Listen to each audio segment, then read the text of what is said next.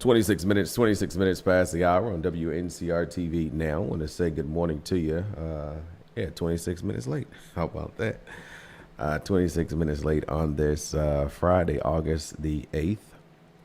A day, of course, we've never seen before. And here we are on today. What is there to talk about this morning? What's happening across our country? What's happening across our state? Of course, yesterday at 6 p.m., former judge, retired judge Quentin Sumner had a campaign kickoff event in Rocky Mount. A number of people were there from the community in showing their support to Judge Quentin Sumner as he is and has made his announcement that he's seeking election for the Nash County District 2 seat that's currently held by County Commissioner Fred Belfield. Of course, County Commissioner Belfield said he will make his intentions known by September, which is next month. As a matter of fact, it's next month. All right, let me share the Facebook Live video this morning. Let me see. Good morning. All right, so we're sharing that as well. And then, let's see here. Of course, there's a county commission meeting on Monday, and so we'll look at that agenda. I saw that agenda come by as well. Let me see, Nash County. August the 11th, that would be the date. Yep, August the 11th. So the agenda is posted. Let's see here, the regular meeting for August the 11th. 231 pages long. Call to order, invocation, pledge of allegiance, approval of minutes from July the 7th, and special call meeting on July 17th, public comment, employee service awards, retirement of a K-9 officer, SRO program update and recognition by the Center for Safer Schools as a flagship program for the state of North Carolina. Be done by Sheriff Keith Stone. Resolution of Nash County Board of Commissioners honoring the public service of Michael Bryant Fisher and other presentations. Proclamation honoring the Nashville Graphics for 130 years of journalism and service to Nash County. Resolution authorizing the execution delivery of the 2025 installment finance agreement. Public hearing on conditional rezoning request, Williams Run Section 2 subdivision. Public hearing on the UDO text amendment request for the rural family occupations. Subdivision waiver request for Taylor Store Road subdivision. Governor's Highway Safety Program grant approval. Proposal to select an electronic timekeeping solutions vendor. Resolution adopting the new regional hazard mitigation plan. I'm assuming that's Nash Edgecombe and Wilson, because there's NEW with dots behind it.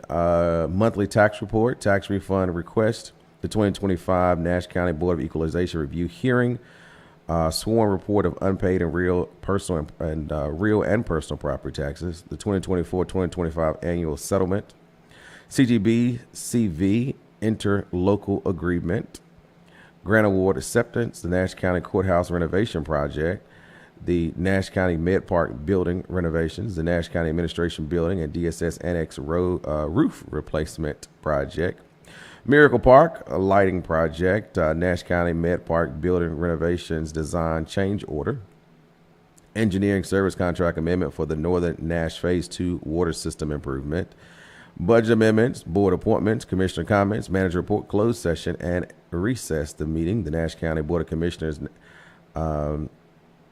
fire chiefs and directors will meet on Tuesday, August the 12th, which is the very next day at 6 p.m. in the lecture hall, continuing education building of Nash Community College. So they'll be recessing tomorrow, Monday's meeting to 6 p.m. on the next day, Tuesday, August the 12th, to continue conversation there with the fire chiefs. So there you go for Nash County. Let's see here. Get the agenda moving here.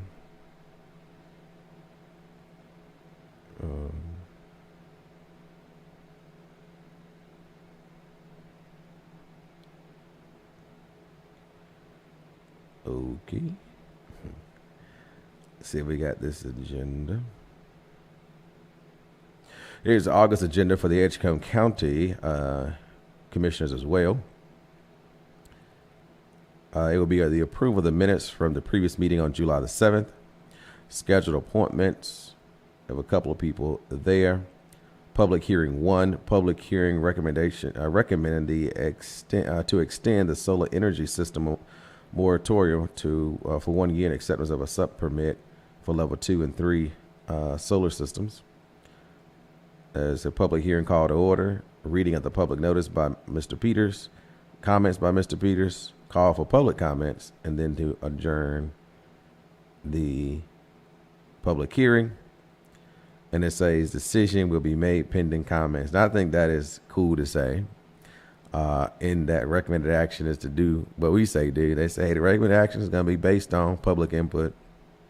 So that's pretty good. And so public hearing 2 is a public hearing to discuss the finance of capital projects. It's going to be a public hearing call to order. Reading of the public notice by Mr. Peters, comments by Mr. Evans, call for public comments. Public should state the name and address of public record. Adjournment. Now, this one has a recommendation of action to approve finance of capital projects. But why didn't have based on the decision of public comments? But again, I guess their recommendation is what it is. But again, if the people say we don't want to finance, hopefully there'll be some. Anyway, that's that. Then you got public petitions. You got other business. Consideration of budget amendments. So consideration of approved tax administrative settlement of June 30, 2025. Consideration to approve annual agreement with the North Carolina Forestry Service. Consideration to approve ordinance enforcement injunction 792 Highway and NC 111 and 112 South. Consideration of approving donation of surplus county vehicles. Consideration to approve county commissioners' leave of absence requests.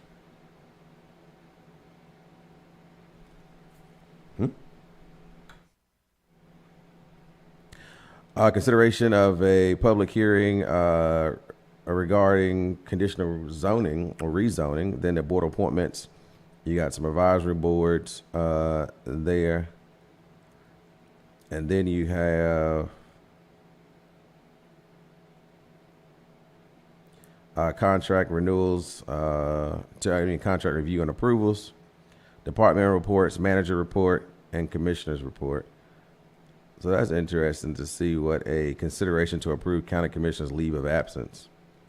That's attachment. They don't attach their attachments here, but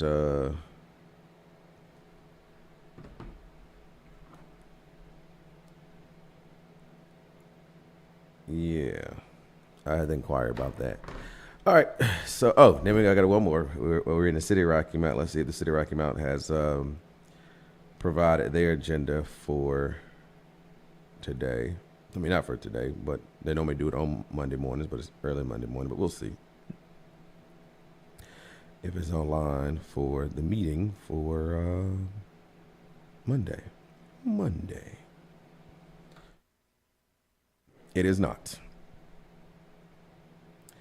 It is not. And let me see. And neither is if there's a committee as a whole meeting either. Caller, good morning. Good morning, Mr. Bronson. How are you this morning? Doing well. Hope you are.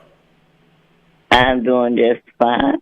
I just called because I really wanted to say thank you for all the work that you're doing as far as enlightening us as a community on what's going on, and the conversation on yesterday, this week, as far as the school kids and expectations for them going back to school, helping them to understand about the cell phone usage. And I'm quite sure a lot of people may not agree with it, but it's been outlined And I'm just praying that, it will help to keep a lot of the problems and situation down. But just thanking you for all as far as the restaurant and everything, had an opportunity to go there and seeing you in the community. And as you can say, as far as Clark Street and a lot of the areas that you've been going through, we have not seen it because we don't ride like that. But it's good to be able to see what's going on and continue to do what you do and can continue to keep us enlightened on activities, what's going on in and around our community. And I know it's not just Rocky Mount, but as being in Rocky Mount, it helps us a lot. Thank you so much. Thank you.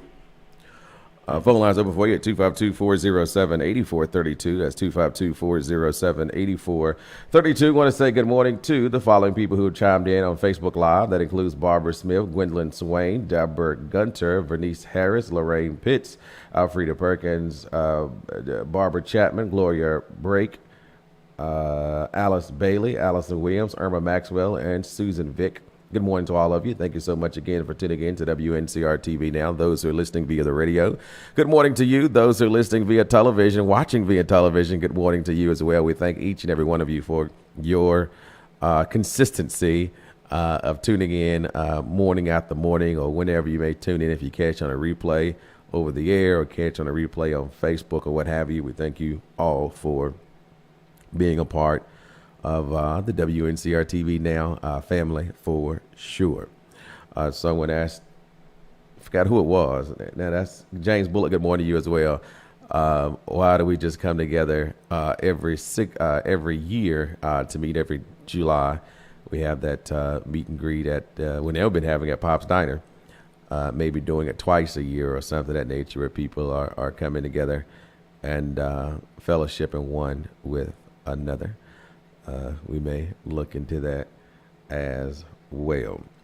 39 minutes past 8 o'clock hour this morning on WNCR-TV Now. And I did see Dr. Farrows last night as well. And so I was asking him about the cell phone policy and how does that work with, the consequences of not following the policy. And of course, he talked about, the first, the confiscation. And I do think they're planning on posting a reminder of it ain't the code of conduct. So let me get the right word. So let me go to it. So that way I'll have the right word that it is. Is it maybe student conduct policy? That sounds more appropriate. But let me just see.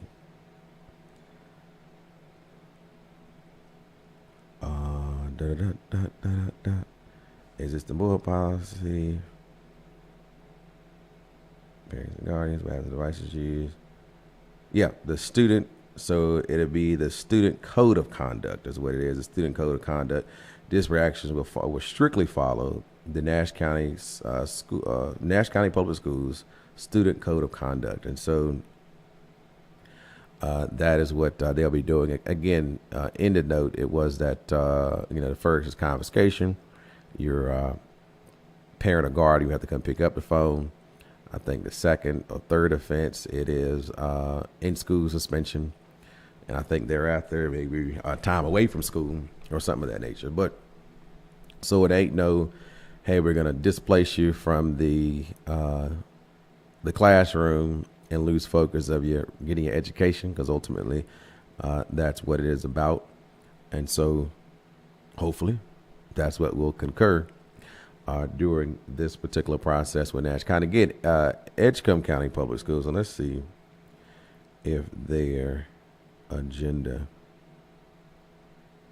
is online as well. So Edgecombe County Public Schools.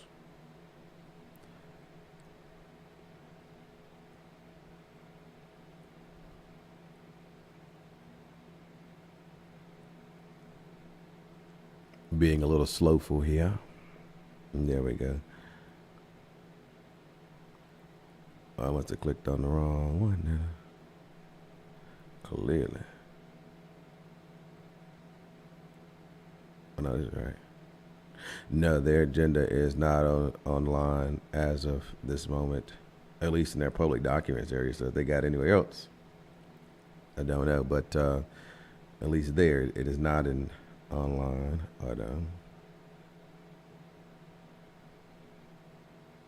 Yeah, that's just give me a reminder. So Rocky Mount and Edgecombe County Public Schools don't have their agendas made available this morning, but both Nash County, what did I read? I read Edgecombe County. Edgecombe County Commissioner's agenda is online, and Nash County's Commissioner's agenda is online. Edgecombe County Public Schools agenda isn't online at this particular time, and neither is the City of Rocky Mount. But hopefully, before close of business, they will both be online, so citizens will have an opportunity to review the upcoming agenda for the various meetings. And most of those meetings are available for ones to watch via YouTube, so people can watch it in the comfort of their own homes. So that's good stuff as well. And the next thing I wanted to talk about today, again, I did already mention it. So that was the events that happened on yesterday with Judge Summer making his official announcement there. Then, of course, we saw that Governor Josh Stein was in Edgecombe County delivering some school supplies. And I want to say that Governor Cooper did a similar thing when he was governor as well. And a couple of days ago, all roads were leading to Winstead Avenue when there was a man who was jailed for committing bank fraud. A Baltimore man was in custody on Wednesday evening in Nash County Detention and charged with connection of presenting a fraudulent, check there as well. So we keep all of that in mind. And of course, Commissioner Gwen Wilkins was elected the director of District 7 for North Carolina's Association of County Commissioners. I saw her on yesterday evening as well. And again, I think we did a recap on the night against crime, which I forgot to go to as I was out in the community talking to a number of people about various things. So one thing I do need becoming now a common theme in talking to people is the city's commitment to investing in some additional equipment called a street sweeper and putting some more folk online to drive that particular vehicle throughout the city. You know, I never really paid attention to it until I started engaging in conversation with people about the conditions of the curb appeal, especially in Ward 3, because that's where I hear it now a lot. And so, and now it is noticeable. In fact, the 700 block of Clark Street, there's some leaves that's been there for quite some time. And the department is responsible for picking up such leaves, has not picked them up. And the lady says she called several times. In fact, she's not calling anymore. That is a bad situation to put someone in that they feel as though their government is not responsive. So we hope that next Wednesday coming up, the regular collection of trash on that day, that vehicle will be there, if not before then, to get those leaves up off the 700 block of Clark Street. That's been there for quite some time. And I get it.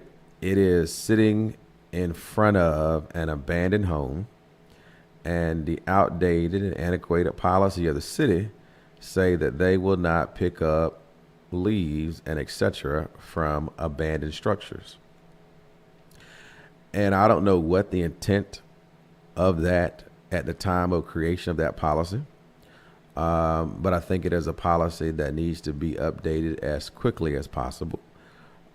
In that, if you already have an abandoned, dilapidated eyesore in a community, the least a city vehicle can do that's already picking up stuff anyway is to get the items off the street.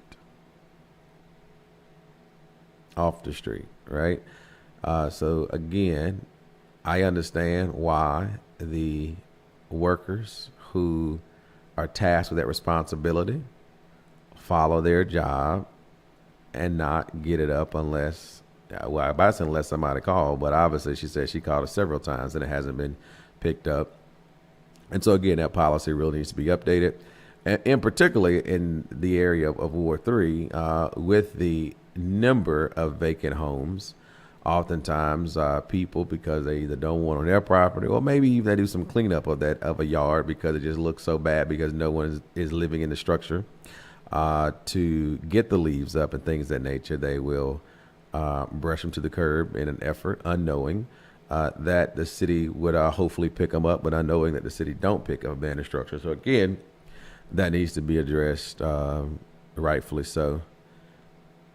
And it's not my thought process that the city is watching or listening to this program. So I will maybe go back to the city council chambers on Monday and talk about that issue as well. The street sweeper, another lady say, hey, she wished they would go back out and spray for mosquitoes as they once did before as well. And I remember that growing up as a young kid, about the early morning mosquito truck that would come through during the summer months to mitigate as much as possible mosquitoes in the community.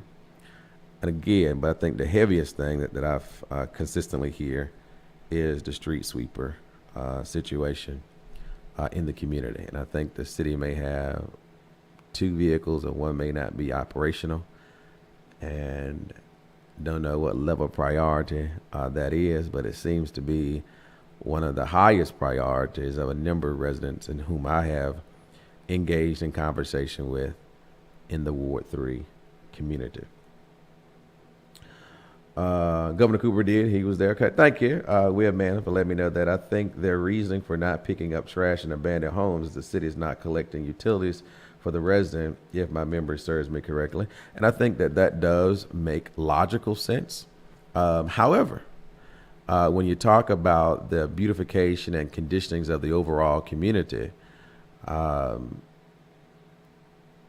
you just got to do it. And the focus, I think, of the city is, especially in targeted areas, is how, if the property is dilapidated and really becoming a public nuisance, as to how to gain site control of such property and really rebuild block by block and repairing communities so you don't have abandonment in neighborhoods and communities. You have people beating down doors saying, I got to get on Clark Street, beating down doors and saying, I got to get it on Tessie Street, or I got to get on Long Avenue, or this, that, and third, and really having some code enforcement, some beautification, and some direct dollar inputs to really bring life back to some desolate areas in our community. Again, as I talk, I don't stop talking to people to right around when the street lights come on, and even after street lights, I'm engaged in conversations like this late last night. I asked her, I said, do you feel safe in your community? Do you feel safe right here? And she looked at me like it's crazy. She said, I'm still here, ain't I? And I said, exactly. I said, I just don't understand why it is a thought by some that obviously don't live in the community, don't know anything about the community, will talk about people feeling unsafe. Now, again, and there may be some, right? But I haven't found, as the number of people and I've spoken with hundreds of people in these past couple of weeks or months, I haven't found one who say that they are fearful. In fact, as we were talking outside, just about everybody riding on a bike, walking down the street, she knew everybody's name. And I knew some of the folks' names as well, but she knew everybody's name. on that street. And so, you know, people do feel safe. Now, I think what people are conflating is the conditioning of neighborhoods that make them feel uncomfortable. But unfortunately, those who've been living on those streets have seen folk die or leaving the community for whatever reason, and the houses gradually falling into a disrepair. And so it became like a daily situation to make them feel less comfortable or less safe. But it does have an impact on the value of their property. So they have an adverse impact to what is going on across the street or behind them or et cetera. So, you know, at the end of the day, the properties, we hope, maybe are collecting some instance of property tax. At some point they will, and so that money be recoverable. And so if it's, you know, 2 times out the year that you're picking up some leaves from an abandoned home, then let's do that. Let's start being concerned and caring about communities no matter where it is in the city. No matter where it is in the city. That we treat everybody with the same dignity, fairness, and respect. And after all, that's our home. That's our home. So that's something to think about. 53 minutes past the 8 o'clock hour this morning. Hopefully we can revisit such a policy and say it was good then when we were concerned about, you know, increasing revenues to the city coffers to spend on God knows what, versus how do we really help improve the conditions and lives of people, to make people, as they're going down neighborhoods, be like, you know what, I think I do want to try to buy a house over here, repair it, and do it. And you see a lot of that actually going on in the community as well, even now compared to what it was a couple of years ago. And some of that is triggered just by the high housing market and the need to live and finding property at a reasonable, what they consider maybe a reasonable rate to kind of start restoring communities. But again, it's a hit or miss type situation versus really sitting down and trying to figure out a plan on how do we do this street by street. Because if we can get this block of, we'll use, I don't know, Clark Street, good on both sides, then we move to the next block. I mean, before you know it, you have really created some transformational development in an area in which, when that same truck is passing by, because here's my piece. When you have a garbage collection truck, and I ain't talking about refuge, well, I guess I am talking about refuge at that point. So that's garbage collection. I get it if you're not paying your rollout cart service fee or whatever, because that's that. But when you have a truck going by getting items that's already passing by the house, and that stuff on the side of the road is going to make the community look horrible. And we know it's absentee ownership, out of sight, out of mind, because the folks who own it ain't nowhere near Rocky Mount in some cases. We just got to do better. And so, and again, I don't think it happens every week. And so therefore, the cost associated is minimal comparative to the impact that it has on a community week after week, month after month, until something eventually they decide, okay, well, I see no one else got it, let me just go ahead and do it type. I just don't, yeah, that's just that. But anyway, really, as people are dumping at abandoned houses because they don't want it in their yards 2, 3, or 4 weeks. And that very well could be the same situation as well. So let's say I'm living in the house across the street, and I got my yard pretty clean and this, that, and the third. And so therefore, I'm going to take me being a residential customer, paying the dollars. I'm just going to put it across the street because I want my curb appeal to look always immaculate, right? Don't know how often it happens, but it also is a possibility as well. So wherever it comes from, let's just get it up. At the end of the day, I think that's what it really boils down to for some folk in the community there. Anything else is on our hearts and minds on today before I get up out of here 4 minutes before the 9 o'clock hour this morning? I do believe there's some conversation in Edgecombe County and other counties about representation. So we'll look to see all of that good stuff unfold in the upcoming weeks. And I do believe there's going to be a Ward 3 forum that will take place on public forum, meet the candidates on September the 11th, I do believe, at 6 p.m. at Truth Tabernacle Church at 704 Arlington Street. And it's going to be sponsored by the Berkshire Community Association. Again, that's going to be on September the 11th, I do believe, at 6 p.m. at Truth Tabernacle. So those who are in the ward, it'll be in walkable distance there to participate in a forum for the number of candidates who are running for the Ward 3 seat. Again, there's 7 folks, including myself. And so look forward to that and just engagement in the community as well. So we're going to get up out of here. Don't forget Pop's Diner Day. We've got fish. We've got whiting. We've got flounder there today as well. And today and Sunday we'll have, while they last, chitlins available for those folks who'll be looking for a cup or bowl of chitlins or whatever. So we have that there as well. I think people enjoyed the hamburger steak that was available on Thursdays. Philly cheesesteaks is there, pizza, all the other stuff, hot dogs and hamburgers, all of that is available at Pop's Diner, opening at 11 a.m. today. So I see someone say, please talk to your children about being kind to teaching staff. They have to enforce the rules. They didn't make the rules. Happy learning. This is in regards to the Nash County Public Schools cell phone policy update. So it's good that people are getting that information out there to folks so they are ready when school starts next week. So I'll see you next time on Wncr-Tv Now, WAJA 102.5 FM, as we talk about things impacting our state, our city, and our nation. Make it a great and fantastic weekend.